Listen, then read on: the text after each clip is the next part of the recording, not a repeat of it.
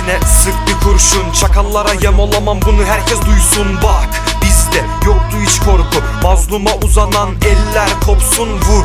Hepsine sık bir kurşun, çakallara yem olamam, bunu herkes duysun. Bak bizde yoktu hiç korku, mazluma uzanan eller kopsun. Senin özendiğin o yolların gidecek bir gün çıkmaz ah. Boş beleş yaşayıp küfredersin yıllara. Her baharın sonunda çıkar yolun kışlara. Çiçekler açar bugün, yağmur yağar kıllara. Hayatım sallan sulan, bir sağ bir sol aga. Çelikten sağlamdır bizdeki bu kol bizi. Çıkıp da sokakta herkese sor burada. Belaya düşenin kurtuluşu çok zor. Bedeli var bunun, ödeniyor bir nevi.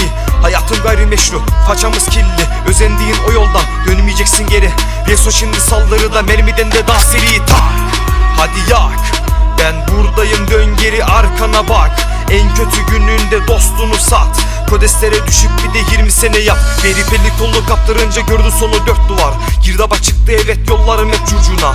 Karanlık bu geçmişin, hatasını sorgula. Hepsinin sonu elbet bakıyor tek bir kurşuna. Garibi tekmele, bir tokatta senat hadi yakalı godoş. Ceplerinde bol money, sokaklar getto. Ellerinde uzi falan, hikaye ahbap benim. Karanlık mazi, kodamanda para var, garibanda yara. Düştüysen dara eğer, çekinmeden ara. Dertler peş peşe üzerime gelir benim. Bozuk olan kimselerle yoktu hiç aram. Bozulmuş desin bu ellerde kalaş. Kin tutan herkesi düşünmeden tara. Üzerime gelirlerse alırlar bak yara. Sonunda biz olacağız bu oyunu bozan. Hadi vur, hepsine sık bir kurşun, çakallara yem olamam, bunu herkes duysun. Bak bizde yoktu hiç korku, mazluma uzanan eller kopsun, vur. Hepsine sık bir kurşun, çakallara yem olamam, bunu herkes duysun. Bak bizde yoktu hiç korku, mazluma uzanan eller kopsun.